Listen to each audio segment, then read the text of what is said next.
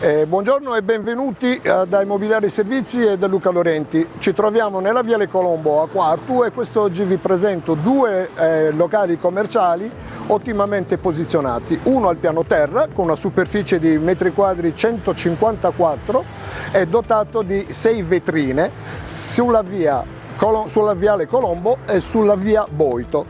E un'ulteriore attività commerciale al piano seminterrato, un locale di 310 metri quadri con ingresso dalla via Boito tramite un carrabile dotato quindi anche di alcuni posti auto privati. I due locali entrambi sono dotati di antibagno e bagno, ovviamente, di alcuni locali ufficio.